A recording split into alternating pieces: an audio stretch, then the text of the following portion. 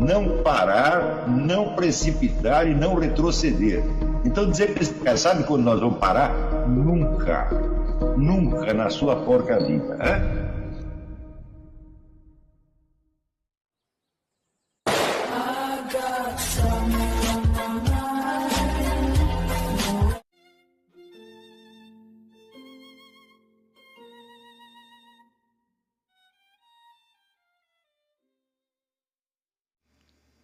E aí pessoal, tranquilo?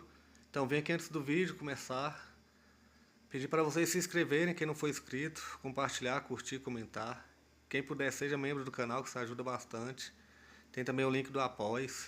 Quem puder ajudar nosso canal e apoiar financeiramente vai ser muito bem-vindo. Mas o mais importante é transmitir o conteúdo e os conhecimentos do professor Olavo de Carvalho para mais e mais brasileiros. Então compartilhe e ajude aí nossa causa. Muito obrigado a todos os membros, apoiadores do canal. Fico muito feliz. Tenho certeza que a gente está no caminho certo. Então fiquem com o vídeo e até mais. Valeu!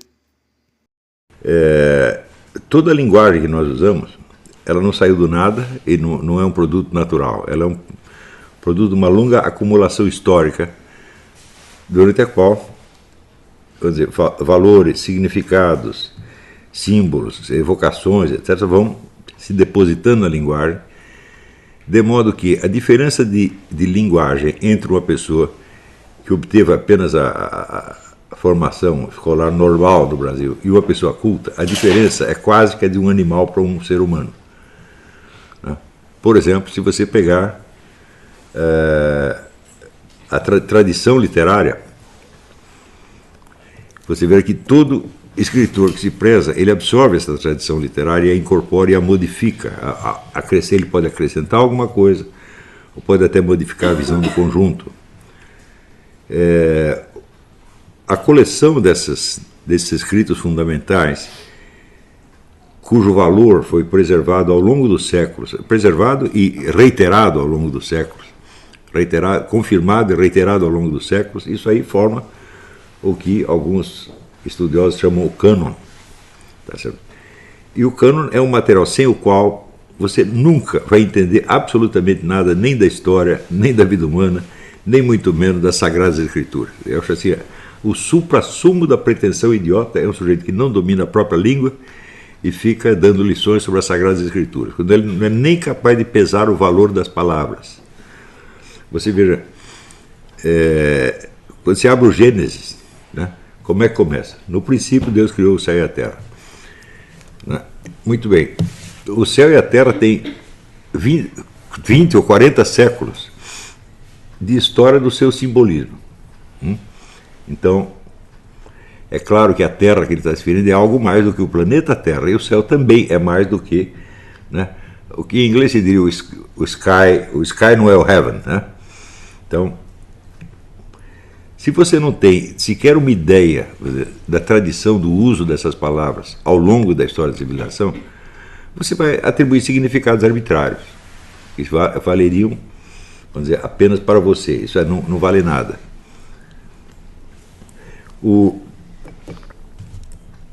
Eu sei que existe uma diferença que já foi consolidada também pela tradição entre as letras humanas e as letras divinas. Não é isso? Mas não é porque o sujeito está lendo algo que pertence às letras divinas, tá certo, que ele tem os meios de entendê-las sem ter passado pelas letras humanas. Isso é absolutamente impossível. Você pode ter partido de um exemplo simples. Se o sujeito não foi alfabetizado, não adianta ele ler a Bíblia, que ele não vai poder ler a Bíblia. Agora, existem níveis de alfabetização. Quem diz que o nível elementar é suficiente? Você acha realmente que os evangelhos, os escritos sagrados da tradição judaica, foram escritos por pessoas com esse nível de alfabetização? Em alguns casos, essa diferença é tão evidente que ela salta aos olhos. Se você pegar, por exemplo, São Paulo é um dos grandes escritores da humanidade, então a linguagem dele tem uma riqueza de evocações que não termina mais. Tá certo? Agora, se o sujeito não tem esta retaguarda histórica, por assim dizer, ele simplesmente não vai entender. Né? Não tem, é assim uma pretensão, eu acho quase demente. Né? E é por isto, vamos dizer, pelo desprezo pela alta cultura, que a religião que vigora no Brasil, tanto entre os católicos quanto entre os protestantes, é uma religião apenas de aparências. É aparência de decência, né? Aparência de moralidade e aquele obediencialismo mecânico, que na verdade é uma blasfêmia. Ele todinho é uma blasfêmia. Quer dizer, você cometer o adultério ou você matar uma pessoa talvez não seja tão grave quanto fazer isto, porque você está sobrepondo ao culto de Deus, ao culto dos ensinamentos de Deus, o culto do mundanismo, o culto da opinião, a opinião do seu grupo ou a opinião das pessoas. Tá certo? Então você está caindo na pior das heresias. O que você entende de Deus é o bom comportamento no mundo. E se você é uma pessoa bem vista, você parece decente, isso é tudo o que se exige. E se você, vamos dizer, para defender às vezes uma verdade óbvia ou defender a própria igreja contra uma traição, você usa uma expressão mais violenta, então você feriu a regra número 1 do mundanismo. Todo mundo tem que ser educadinho. Então, o céu brasileiro está repleto de pessoas educadinhas. E isto é o grau mais baixo a que um ser humano pode chegar. Quer dizer, o grupo de referência dele, ou a sociedade em que ele está, é a máxima autoridade que ele conhece. Tá certo? E acima disso, ele supõe um Deus abstrato que teoricamente legitima tudo isso. Mas Deus não foi consultado a respeito e ao longo da Bíblia você tem um monte de referências contra isso. Tá certo? Então, é verdade que a religião brasileira sempre foi superficial. Não é isso? Então, durante o Império, sabe que os dois imperadores eram maçons, eles não gostavam muito da igreja, embora a princesa Isabel era bastante católica, mas os dois imperadores, Pedro I e Pedro II, não gostavam nem um pouco. Pedro II vivia gozando a cara da filha por causa desse negócio da religião, e ele era um darwinista convicto. Né? Então, por causa disto, durante o Império a igreja foi muito perseguida e muito sufocada. Na época praticamente não havia religião protestante no Brasil, era só a católica.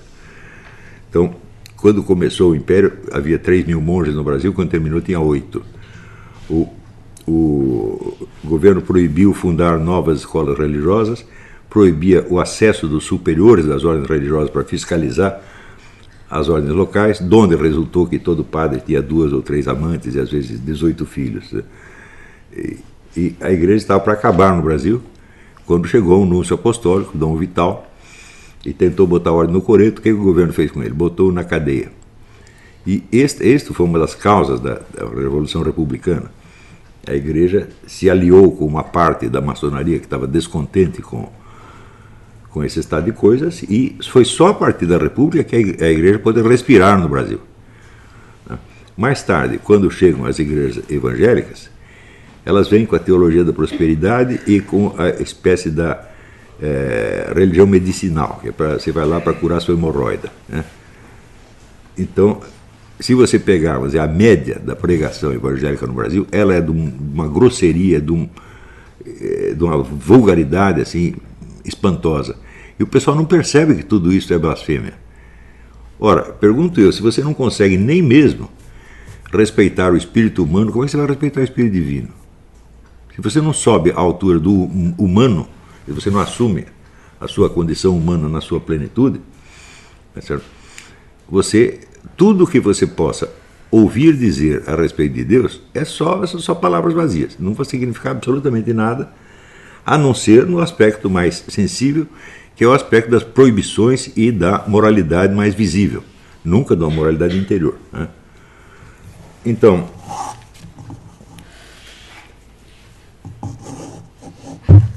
hoje em dia as pessoas veem que para as pessoas se revoltarem com esse estado de coisas, foi só quando atingiu o bolso. O fato de que num país que tem 70.000 assassinatos por ano, as pessoas se rebelem contra o desvio de dinheiro público, isso já é um crime maior do que o desvio de dinheiro público. Porque significa que o dinheiro público tem muito mais valor do que a vida humana. Então, ao governo corrupto, não, esse é um povo corrupto. O povo está corrompido até o fundo da alma. Todo o seu sistema de valores está tudo errado. E eu fiz esse teste com relação à questão das eleições, que na hora da eleição eu disse, olha, se você tem uma apuração secreta, a eleição não vale. Eu disse isso desde o primeiro dia. Passaram-se 4 anos para que a pessoa começasse a dizer isso no Senado, nos tribunais. Ontem teve uma entrevista do jurista, o Modesto Carvalho, dizendo exatamente a mesma coisa. Mas como é que um jurista leva 4 anos para perceber uma coisa dessa? Então você tem uma crise da inteligência, uma crise da moralidade, uma crise da consciência, uma depressão de tudo isso. Quando eu falo em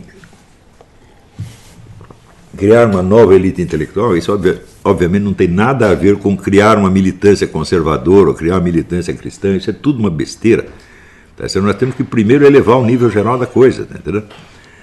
A hora das decisões políticas chegará daqui 30 ou 40 anos. E por enquanto toda e qualquer proposta política é vazia, porque você não tem, se o sujeito não tem o imaginário que lhe permita apreender o verdadeiro estado da sociedade, ele está lidando só com uma sociedade de papel, sempre.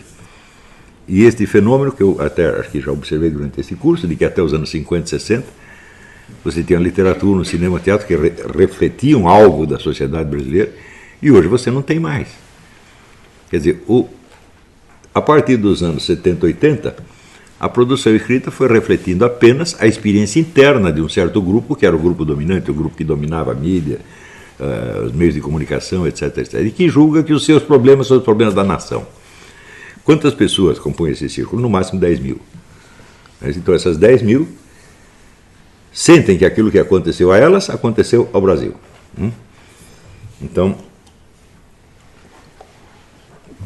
mais tarde, entre os outros grupos, os grupos racialistas e gaysistas e feministas, etc., que também acham que os seus problemas são problemas do universo, quando na verdade são interesses grupais muito pequenos que estão sendo afetados. Não é isso?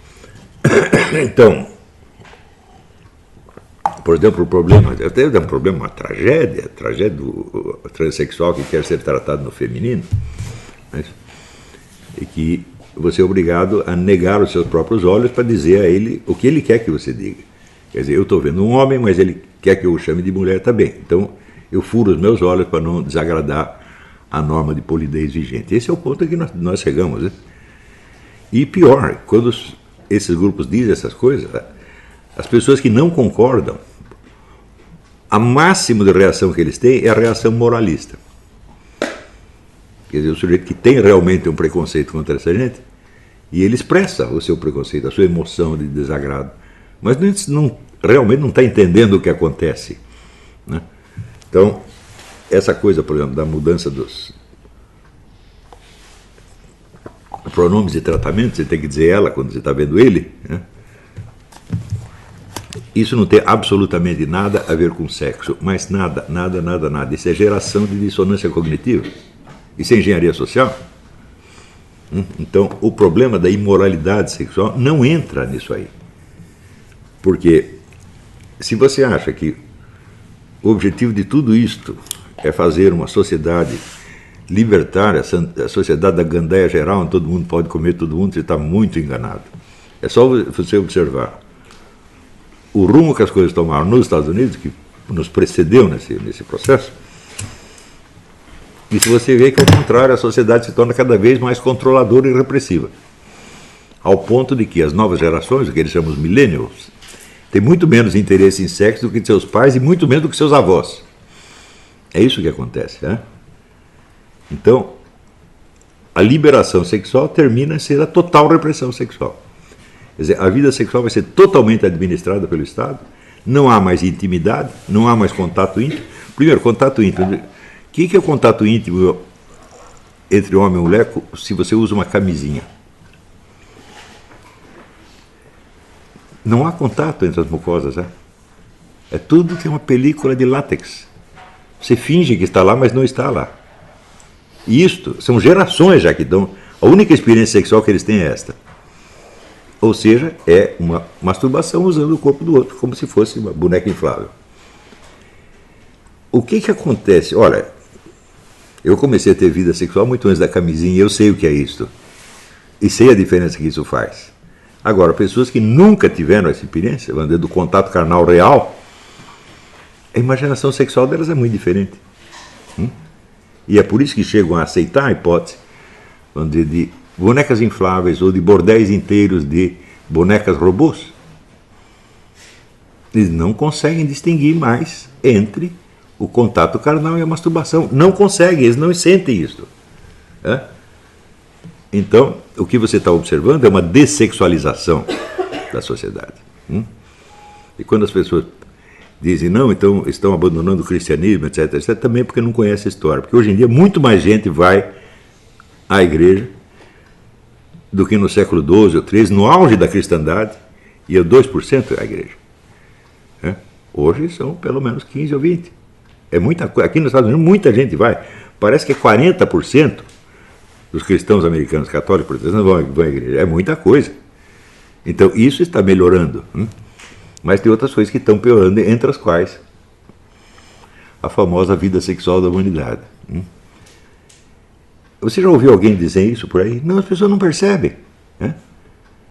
Então, as novas gerações, primeiro, foram todas educadas do socioconstrutivismo que as impede de compreender o sentido dos textos.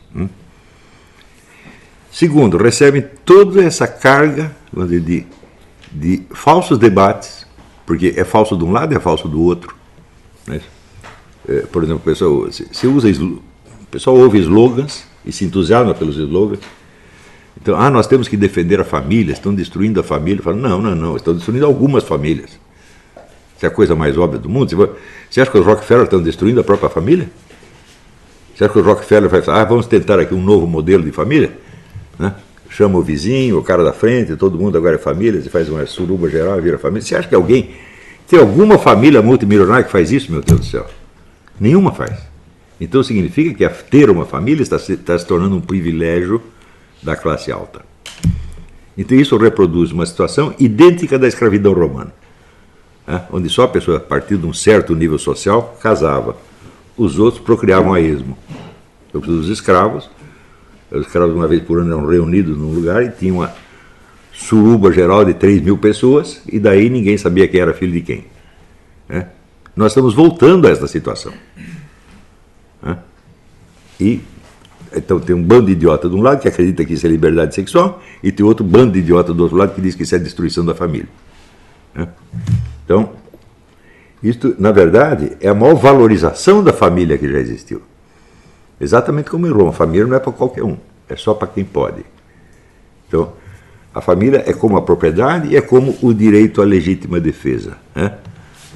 Em Roma havia, teoricamente, o direito à legítima defesa, mas só quem tinha a condição de ter armas e pessoal armado para trabalhar para ele tinha a legítima defesa. Os outros estavam à mercê de quem os atacasse. Então, querem criar a mesma situação de novo. Então, eu não vejo um único debate público no Brasil na qual você não veja esse baixíssimo nível de consciência de parte a parte. Ou seja, praticamente ninguém está dizendo nada que vale a pena, a não ser, às vezes, um detalhe. Por exemplo, quando o cara protesta contra a apuração secreta, bom, ele está certo, mas não impede que isso seja 1% de sabedoria com 99% de besteira. Este mesmo cidadão que disse isso, já disse muita besteira em outra época, sem perceber. Mas há coisas que você acaba sendo forçado a perceber de algum modo. Forçado principalmente por um tal do Olavo de Carvalho, que continua falando e falando, até que um dia a coisa entra na cabeça. Então, isto tudo é o quê? Isto é falta de cultura. Agora, pergunto eu, pode haver o culto sem a cultura? É o culto do quê? Quer dizer, você não tem o legado civilizacional que está passando através dos ritos e que adquire, na verdade, significações mais profundas à medida que o tempo passa. Você não tem essa longa acumulação, né, de significados e valores. Então, o único jeito para você sair disso é você adquirir uma cultura real, e adquirir a cultura é através do cânon, meu Deus do céu. O cânon se baseia no seguinte: a humanidade pode errar, mas dificilmente todos erram o tempo todo. Então, aquilo que foi aprovado ao longo dos séculos e continua sendo matéria de interesse, é isso que é o cânon. Nunca houve ninguém que dissesse que a Divina Comédia é ruim. Né? E o sujeito que disse que as peças de Shakespeare eram ruins, que foi Voltaire, até hoje as pessoas riem dele por ter dito isso. Foi praticamente o único sujeito que não gostou do teatro de Shakespeare no mundo. Né? Então, esse evidentemente está fora do cânon. Né? Então, a ideia de repassar às pessoas um mostruário do cânon foi o que inspirou essa série dos Great Books. Isso.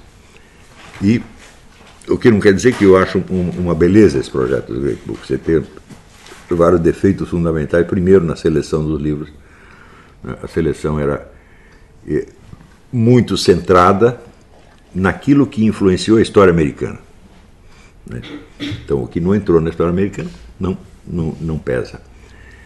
E segundo, o projeto todo era de formar um cidadão consciente, um cidadão capaz de acompanhar os debates públicos, entender e votar corretamente. Eu acho que nós precisamos, o Brasil, nós precisamos de algo mais do que isso. Nós precisamos criar verdadeiros intelectuais. É fácil você verificar que qualquer movimento político, qualquer um, ele começa com discussão entre intelectuais, discussões muito reservadas, das quais, às vezes, a geração seguinte nem ouve mais falar, não sabe de onde aquilo saiu. Nesse livro que eu estou escrevendo, que eu tenho dado as aulas do Koff baseado nos capítulos dele,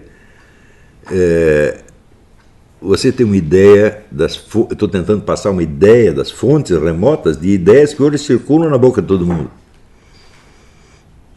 Então, por exemplo, hoje você vai no cinema, você assiste um filme que tem índios, os índios são sempre sábios, eles têm um contato com além, e os brancos são todos uns grosseiros, broncos, violentos. De onde saiu isso? Essa ideia surgiu do nada? Não, essa ideia começa a circular em 1910, entre intelectuais. Se você pega a obra do René Guénon, do Jung, mais tarde um pouco do Schuon, está tudo ali. Então, é claro também que essas ideias que entram em circulação e se apostam na mente das massas, elas só muito poucas são originariamente ideias políticas. Em geral são ideias culturais, ou filosóficas, ou às vezes escolas artísticas que criam um certo modo de viver, um certo modo de sentir. E isso vai se impregnando na memória popular. E quando chega ao seu Zé Mané, chega como se fosse uma lei da natureza, uma coisa que sempre foi assim, que as pessoas sempre sentiram assim. Então ele não tem a ideia, né, do poder que algum filósofo ou escritor morto está exercendo sobre ele. Ele está obedecendo aquilo, ele não sabe, ele pensa que ele é autônomo. Quer dizer, essa ilusão da liberdade, eu sigo minha própria cabeça, eu penso com meus próprios miolos, isso é absolutamente ridículo. Sabe quem pensou com seus próprios miolos na humanidade? Ninguém nunca. Isto é impossível, porque em primeiro lugar você está pensando numa língua, foi você que inventou a língua? Foi você que inventou o repertório de significações que ela passou para você? Foi você que criou as reações imediatas a esta ou aquela palavra? Você não criou nada disso. Então, isso é realmente um produto acumulativo. Claro, você pode alcançar um grau de liberdade muito grande na medida em que você absorve esse conjunto, né, e você consegue pensá-lo como um todo. Então, aí você começou a pensar com a própria cabeça e pensar alguma coisa que ninguém pensou antes. Senão você está pensando com todas as cabeças que o antecederam. Não é isso? Então, por exemplo, se você pegar a tradição da poesia universal, se você ler os poemas do Ezra Pound é uma revisão da poesia universal. Poesia em todas as línguas, chinês, árabe, tudo que existe. Ele pegou, reuniu e falou, vou dar uma forma de conjunto para esse negócio e criar um novo cânone. E de fato ele criou.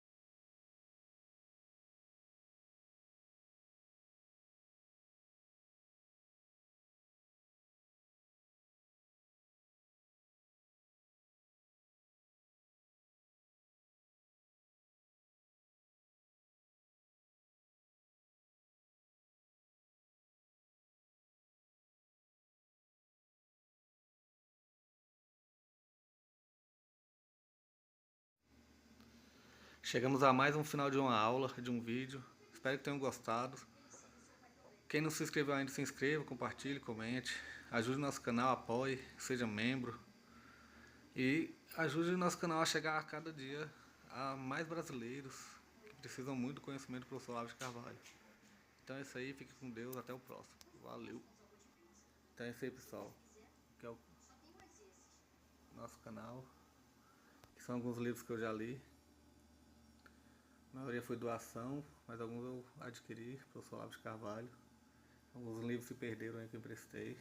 Professor Alexandre Costa. A Bíblia Sagrada. 10 lições sobre Karl Marx. Indico a não ler esse livro, que é muito ruim mesmo. Alguns pensadores aqui que realmente, como o professor Olavo de Carvalho disse, não são pensadores. Valeu, tamo junto aí.